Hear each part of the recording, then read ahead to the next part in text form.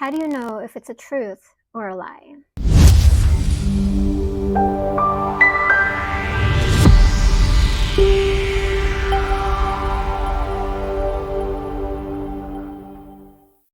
Hey guys, just want to jump onto a quick little topic here and use it as a teaching moment. And so it's really interesting after having the download yesterday that there was a person here that I had talked to prior to, um, which seemed to be someone who was relatively open and shared some of the same understandings. However, in meeting with them again today, since I come out here and channel and write, and they just happen to be here, I guess they come down during the summer every now and then they come to the park and do some work as well. Just I do writing and they do like photography.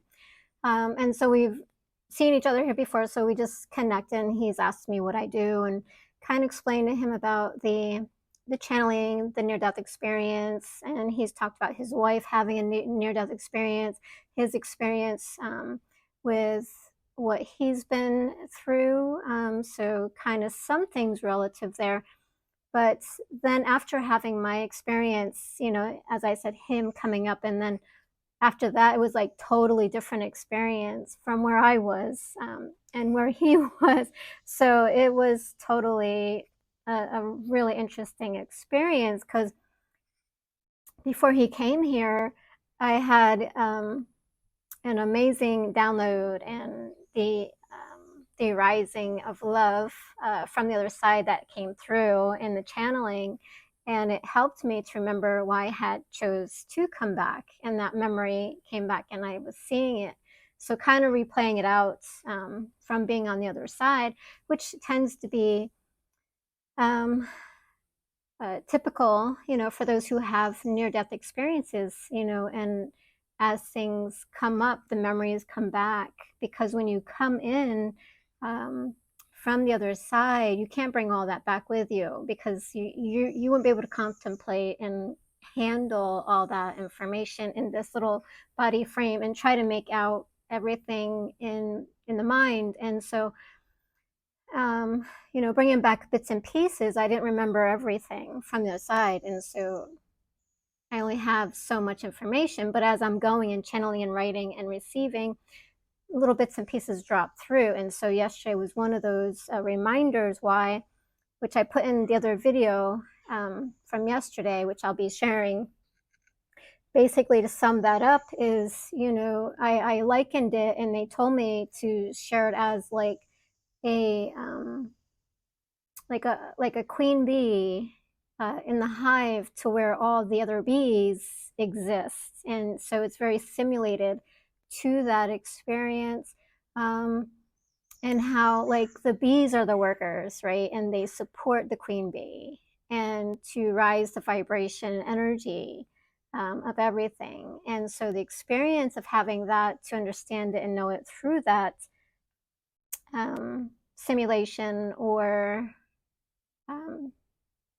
comparison, it kind of can be relative to understanding how it works on the other side. Because when I was on the other side, they showed me, how it all kind of formulates. Like we feed the love on the other side from this side. We are part of it. We are kind of like the workers that support the queen bee, which is source.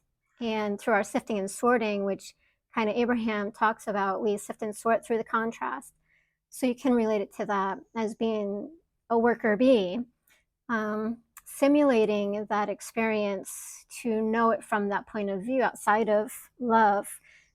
And so that's the simulation here. And we experience from all kinds of things, from love to not love. And so we get to choose what we're experiencing from that level, from the highest to the lowest realms. And doesn't mean that there is, evil or devil or anything like that outside of you. It's our experience that we're creating, because we are creating the experience through manifesting our intention to it, the energy, the vibration, what we're believing, what we're accepting as true, and when it's not true. because the only thing that is true is love. So when we accept something outside of love, we act from that space. It becomes part of us. And so we create and manifest from that space the belief, right? Because when we take something that is not true, the only other thing that is true is the belief, in which that can be false because you're on the other streams of consciousness of that, if that makes sense. And so from that conscious, you're creating and manifesting.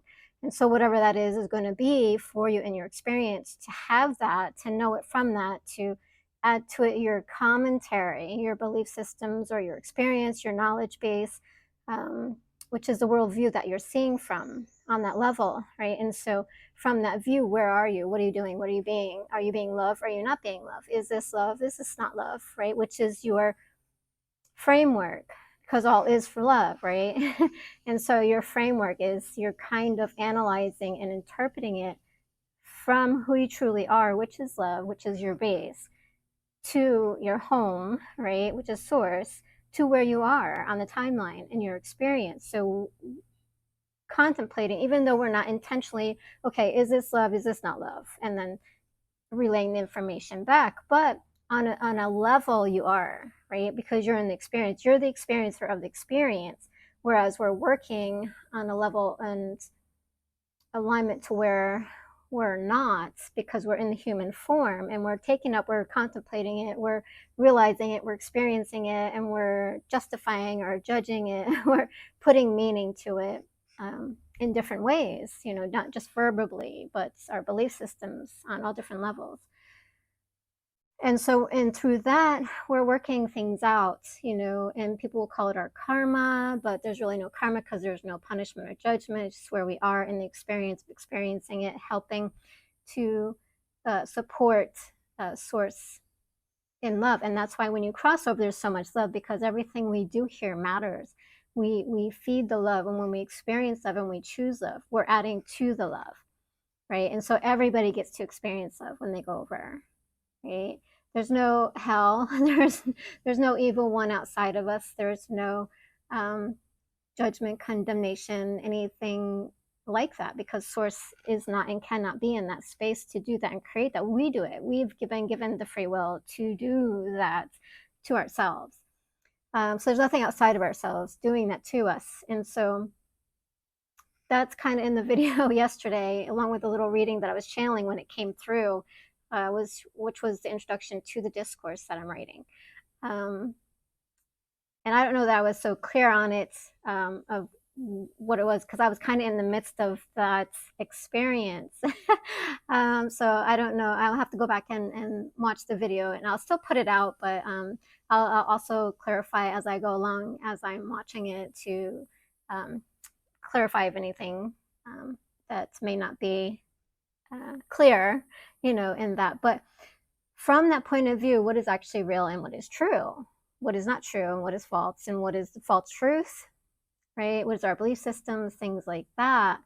And so I kind of wanted to use that, because after that experience, the person arrives, and then we had a whole other different experience on a different realm of being, which I'm not going to make it into like a victim complaining, bashing the person, but because that's not love, right? And so I want to use it as a teaching moment, about a topic that I have been given information on, myself. And so it's a great opportunity for a teaching moment on the experience that I've had.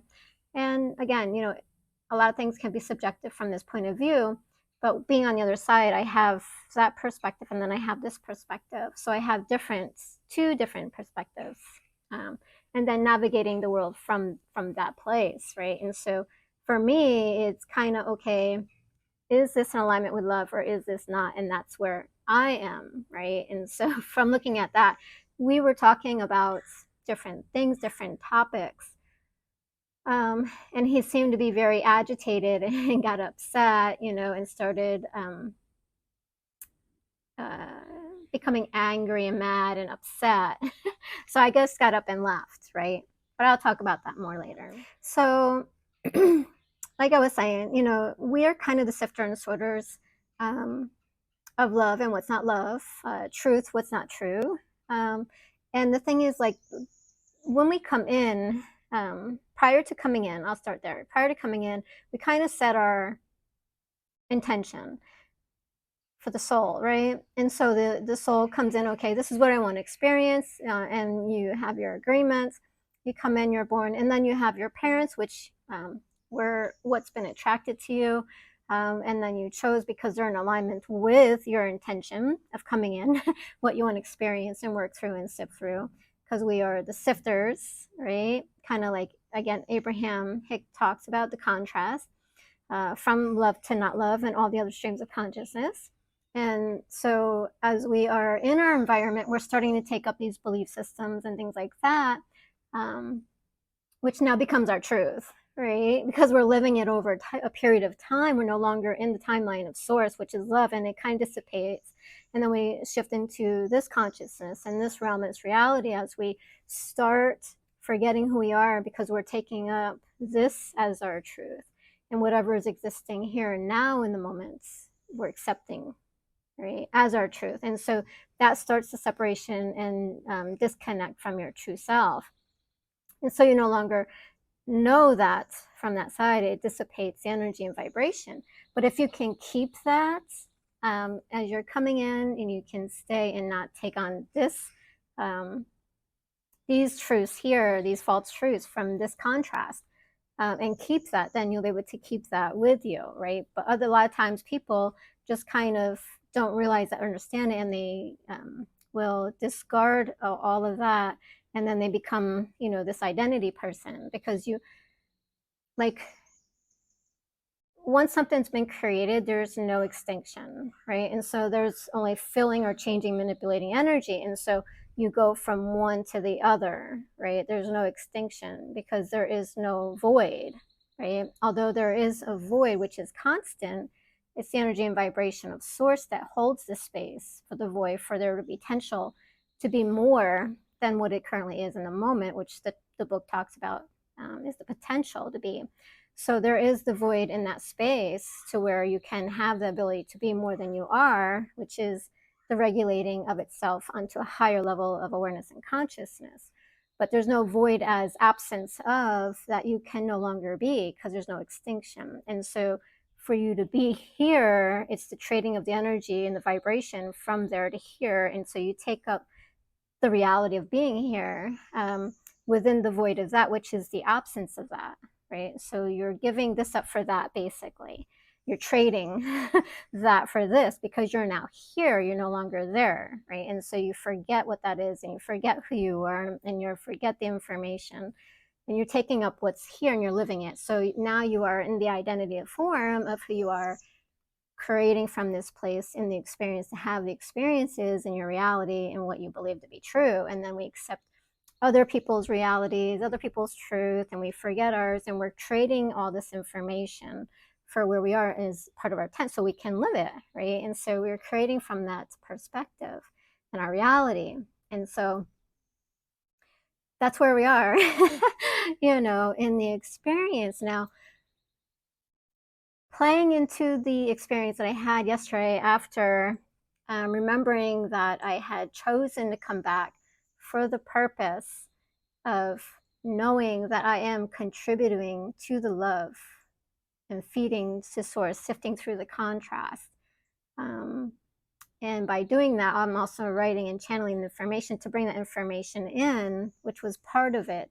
And it's not really to, do anything other than that, right? That's part of the reason why I chose to come back, because I've been struggling with, okay, why did I choose to come back here?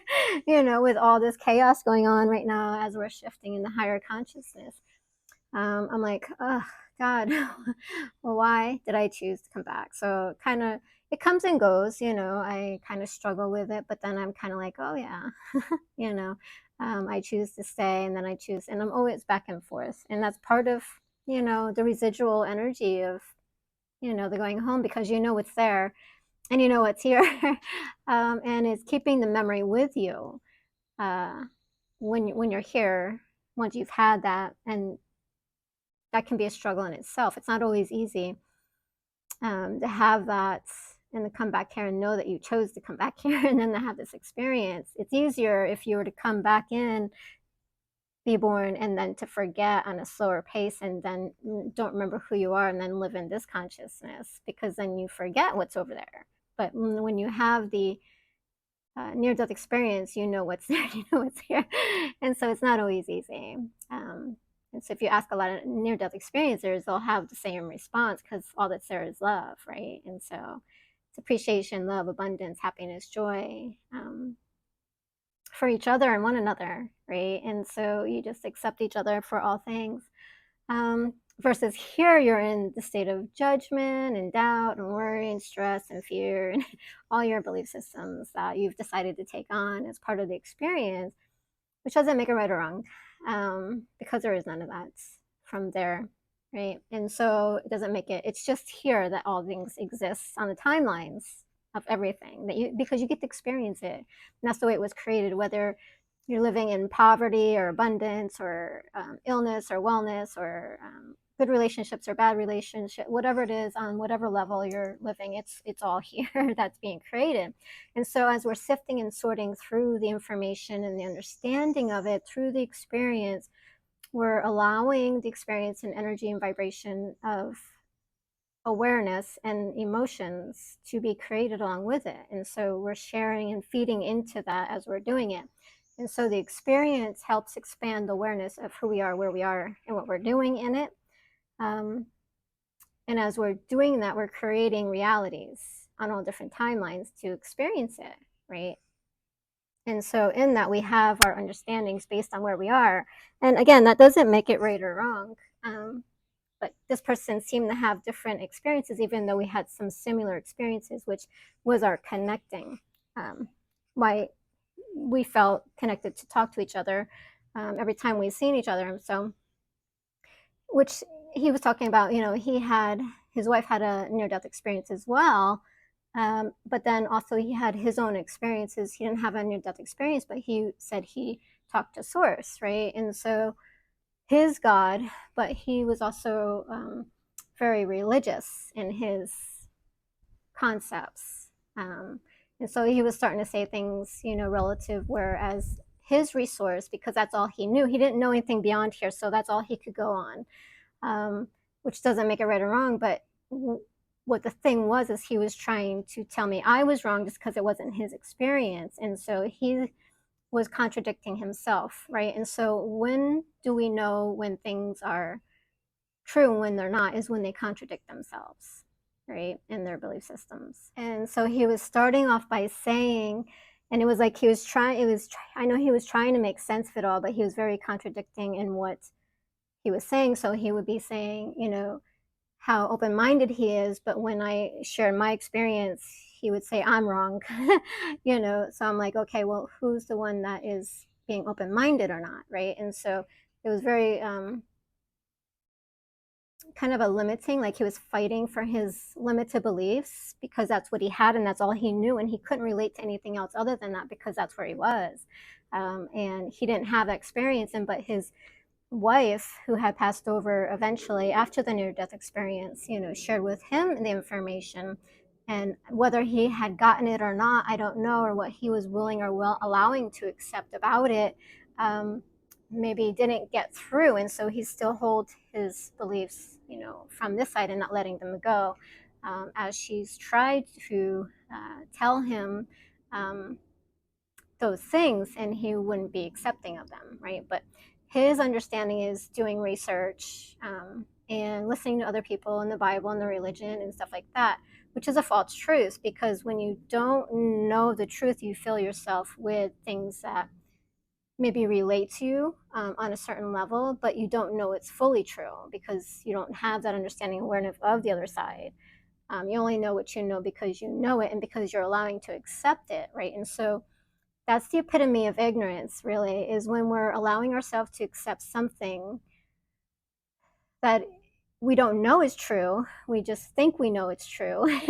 So we have the awareness of something to go by, to understand and to learn in that experience, which is allowing us to be a part of it all, to experience it from that place. But when we don't actually have the truth, which is the full truth of source, which is love, and then everything else that comes from it, then we are learning from that place to be where we are, to be love and not understanding. And so a person can't relate to you if they haven't had the other side, the near death experience. They can only relate to you from the side at the level that they are, which is awareness that they are. And so they might fight against themselves, but reflect it out to you because they don't have that and they can't get there. They can't meet you there because they haven't had that experience. And now his wife had that experience. I've had the experience. And so it's coming up for him a couple times so he can see it. Now, whether he's going to gravitate to it and be in awareness of it and understand it from that point of view, from different people he's going to meet who've had the experience to help him bring that awareness through for him, is up to him whether he's going to be open and accepting of it. But he kept gravitating to telling me that I'm wrong, even though I've had the experience of being over there. And every way that I tried to explain it to him, when I was being shown to explain it to him, he always met me with resistance, which is okay because he can have his belief systems. Like, and I didn't put it to him as far as like, well, this is my, you're wrong. I put it to him as this is my experience, right? Which doesn't denote that he's wrong, but just shows him that there's other experiences out there. And so how you come about it when you're talking, explaining to people, we don't want to force people into believing something that they're not ready or willing to accept, right? But they can't go on beyond where they are in the moment if they're not willing or open to accept it. But he kept saying, that's wrong to me, or I'm closed-minded. But really, it was a reflection of him. He was closed off because he wasn't willing to even look at it or contemplate it, right? And so there was a lot of things going on as I'm having this conversation with him, which I find really interesting after I had that other experience. And so he kind of went on about how his belief systems were, and I'm like, oh, okay. Yeah. But the minute I wanted to start talking about mine, he was like, no, no, no. And he would find things within himself to come up with as a resistance, right? And so a lot of times it'll show up as resistance, and you get angry and upset, and you just want to fight about it. That's how you know things are not true. And then there was just different topics that he was bringing up and trying to. It was like he was trying to navigate it, and so I could see that he was trying to maybe understand it or do it, but something within him, like his belief system, wasn't allowing. It was like he kept going from one topic to the other topic to the other topic, and his belief systems, sharing them. But if I had mentioned, anything relative to my experience, at some point, he would just start negating it, like, that's wrong, he would say, or and the different topics. So like one thing he said was, how women are lower than men. And I was like, well, that's interesting. But yet he would say he looked at his wife as equal. But then his belief system, and I was watching these things circulate and come up as he was talking. So they actually will negate themselves, right? As they're saying one thing, but they're believing another thing. And so also the other way that it will show up is, it's always somebody else's wrong, and they're always right. And so they're always trying to prove themselves. And so from one topic to the other, I can see all this evolving and trying to circulate, right? And so he was saying how, the Bible says, women are lower than men. But then he's like, I'm a religious person, and so I see my wife as equal. And so they conflict with each other, right? So that's a belief system, right? And so that's not how it truly is, because if you truly saw women as lower, you wouldn't see them as equal, and you wouldn't treat them as an equal, right? So there's conflicts, with belief systems versus what's true, right? And so the other thing he was talking about, how there's like an evil one outside of yourself that's creating it. There's demons and things like that. And so I was like, okay, well, that's not in my experience. And so when I had my experience on the other side, I saw that that is not true. It's only here because we're experiencing all things from all sides. But if we are accepting to take that perception or that reality or that belief system, then we can create it because we're on that level. And so we'll have that experience. But it doesn't exist from the other side. And so he got upset about that. And he's like, don't you tell me that evil doesn't exist outside of ourselves. And there's no evil one, there's no devil. And like, I just could see like his whole demeanor and his eyes bulging and popping out. I'm like, oh, so he's already created that experience for himself. So I was like, and he shared that experience. And I'm like, well, have you thought about, because his scenario was that he was going someplace and something appeared before him that scared him and appeared to him as something that was like an evil being. And I was like, well, have you ever thought that that appeared to you because you created it? Because you have that belief system because of the churches, and they've put that there for you in the religion, that there's something outside of yourself.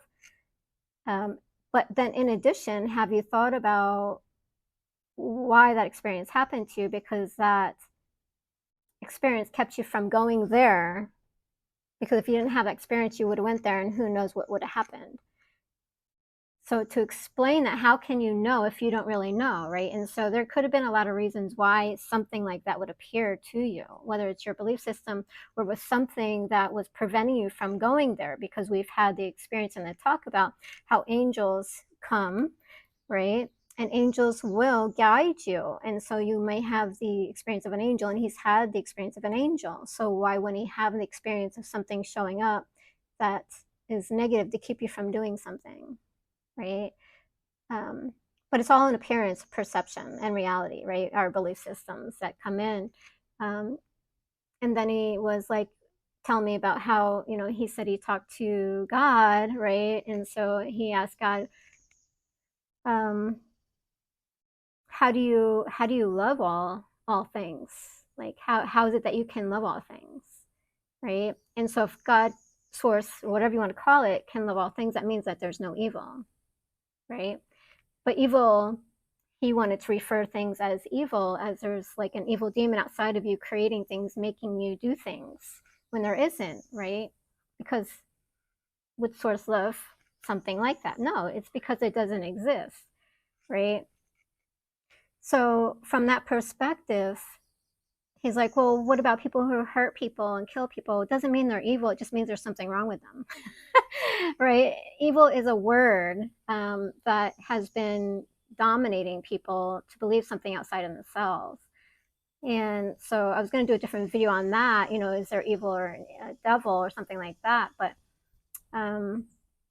it was part of our conversation. And so with that, there isn't, because you know what happens when you believe in that, you create it. And so you're creating the illusion that something outside of you is creating your situation. So what that does, what does that do? It puts you in fear. Then you live in fear. And what does that do? It keeps you separated from source, which is love and truth. And so you have those experiences, you're experiencing from it, creating that, and that becomes your appearance, right? And so you're in the play and role of it. So that is an illusion, per se, to say something is outside of you creating it.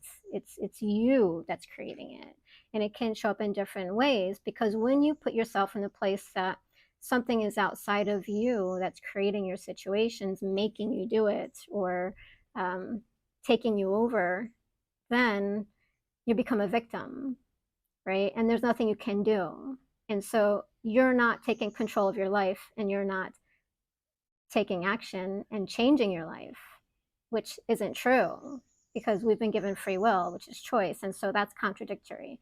So there's a lot of things that were going on that was contradicting as he was talking about certain things. And on all different levels, like the woman, how, and then he got into the topic of, oh, well, there's the Garden of Eden and the eating of the apple. I'm like, but that didn't really happen, right? There's no real Garden of Eden on the other side. Um, and we didn't eat from an apple. And he's like, well, where did it come from? Well, because you choose to believe in something that's not true, which is biting of the apple. It's like a parable, right? It doesn't mean that there's actually a Garden of Eden and that you ate an apple and that you came from a rib. So he literally takes some of this stuff, literally true, which it's only symbolic, right? And so when you take on somebody else's, the false belief system, being on this side separate from that side, which is love, then you start taking on the truths here. And so that is your belief systems. It's a false truth. And when you take on a false truth, you live within that reality of what it is, and you create from that space. So whether you're in poverty or abundance, or if you're ill or well, right? We're creating from those. There's nothing outside of us that's doing anything unless we create that illusion for us to experience it, right? So, so it was really interesting topics that he kind of brought up, but he was trying to, and he just kept going on and on and on and on. I was like, okay. I was like, universe, can you please get him out of here at this point? Because I was like, you know what? I'm not here to debate his belief systems or his truths, or mine, to just, there's no reason why people can't just share in their own experiences and be okay with it without having to um, tell another person that they're wrong just because you can't meet them there at their level of where they are, right? And so, although we try to understand it, it comes up through. We start feeling the anger and the emotions and the frustrations, and so we want to argue and bring another person down because we can't meet them where they are. And so, with him bringing up the topics of fear, which was the devil and evil one outside of you, and then he was trying to bring me down by saying how women are lower than men, right? And so we were actually, I'm female and he's male, and he's trying to go at it from that level to bring me down to his level. Um, and I was like, no, I'm not having it. I'm not having it. I'm keeping my space. This is what I know from my experience. And whatever you want to have is your own experience. I'm not accepting that. Right. And so that is a big lesson within itself, right there, is when we can hold our understanding um, of what is true and not accept what isn't just because somebody else has something that's different view than yours. And so that was the stance he was taking. He was trying to bring me into his space, his awareness, of where he was and his understanding, which I could definitely see it from the outside view looking in to what he was going on, because I do have intuitive abilities and things like that. And I was just seeing all this stuff going on and this stuff playing out. And I'm like, mm-mm, no, not falling for it. And it was just really an interesting experience to see all the different tactics he was coming up with, which actually um, uh, contradicted, other things that he was saying. So they weren't aligning, right? But he was trying to. That's what happens when people are where they are and they can't relate to you on your level. They try to bring you down so you can relate to them. But then at that point, you're accepting, their beliefs, onto yourself, and that's how we transition and shift into different realities at that point. But when we are willing to get into that energy and space, and we have their experience, right? And so we're creating that. And so he just kept going on. His eyes were getting big, and he was just getting very mad. He's like, "Don't you ever?" And I'm like, "Wow, that was a shift right there." Uh, quite a shift. Um, and then he tried to go on how this man, right? He goes, well, those near death experiences, they say they're could be like psychotic and just the result of having a death experience. And he was trying to use logic at that point to continue to bring me into that place. And so, which I was like, no, not having it. And he used the topic of this person that he heard, that this experience of this psychologist, because he had a doctorate and I have a master's in counseling, how that male version is better and more than me, and they know more than me. And I'm like, well, do you know this person? And he's like, no, I just follow him or I listen to him. I'm like, well, then you don't know. And so I was like, do you know what education I have? And do you know the topics I studied? And do you know if I did side research, which is comparable to his? And I'm like, you don't know. So how can you say or judge or just fabricate that that person is smarter than me, right? And so it was just kind of one topic after another topic after another topic. And he was trying to bring me into his level of understanding of where he was. And although I understood what he was saying, I'm not agreeing to it. So he got mad and mad and mad. But a lot of times that's how that works, right? And so if you're allowing yourself to come in to that level, then you're at the same level accepting that information to yourself. But if you keep your energy high, and Abraham Hicks talks about that, don't bring yourself down to another place's level just because they are where they are. And doesn't mean it's right or wrong. It's just, why would you, right? And so a lot of times religions do that.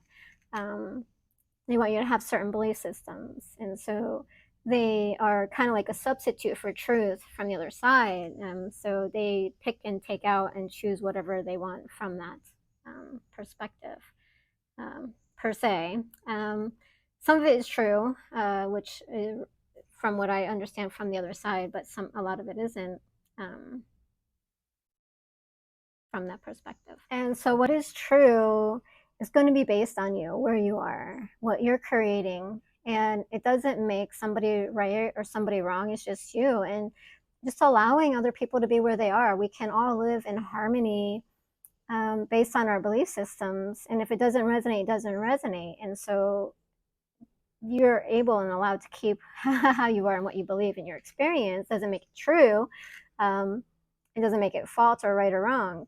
It just makes it where you are, because anything outside of love is not true. It's the illusion. We're in the contrasts of love and of source, right? We're in the contrast, so we're going to have the different experiences, but it's what you make it out to be. And so when you're putting it on another person and trying to force them into your belief systems, or telling another person they're wrong, when that's just because that's their belief system and they haven't had the near death experience, so they can only live where they are at that moment. And then to contradict themselves and say one thing and then have another, because if you have the understanding and the experience of source, you only have it from that point of view, which they shared a lot of information with me, but it's just basically, we're all going to have a different place where we're at. And so it's not about who's right or wrong, and saying who is or not and trying to find your way to bring them down to you, to your level. But it's more about accepting where you are and accepting where they are, and then just being okay with it and just sharing your experiences. There's nothing wrong with just sharing your experiences or just talking about certain topics. You don't have to fight and argue over it, because when it got to that point where he was just bringing up all different kinds of things and just one after another and not wanting me to get a word in there, he was trying to protect himself, right? From any other new information to come in, because when we hold on to that information, we're not allowing other information. The only way to get to truth is to drop our false truth, right? And so if you really want to get to the point of knowing the truth, then you drop all your belief systems and then you ask source to bring in the truth, right? You go directly to the source, right? And that's how you do that. Because you can't receive, you're going to receive it filtered from source through where you are. And so you can't unless you drop your beliefs, right? And so it was really interesting that his wife had an ND and then I had one, and then he's still trying to negate it and keep his belief system because that's all he knows. And when we step out of what we know, then we don't know, and that can be feelings of uncertainty, not sure, fear can arise from letting go of our belief system. So we want to hold on to it with the ego, right? And so the experiences, that he was rattling off, trying to protect himself, and the fear, I just got up and left. I was like, I'm not doing this. So I grabbed my stuff, got up and left. And he was sitting here still just talking and talking. I'm like, he's still going, he's still going off on talking about this stuff. And I'm like, I don't know. But I had gone and left. But I just want to kind of share that because that is it was really interesting contrast that I had yesterday from that space, but also was a great way to see, how a person reacts that can't meet you where you are in your belief systems, and so they rebuttal that. And they tried on all different levels to bring you down, to where they are, so that they can understand it from a different perspective when you're trying to give it to them from one perspective, because they can't understand it from one perspective if they're not there, right? And so when it was funny, because like when I was younger, I was always I've heard people, and I've seen just for myself, you never talk about politics and you never talk about religion. Those are two things that you never talk about, because people will fight and argue to the death over them because that's their belief systems.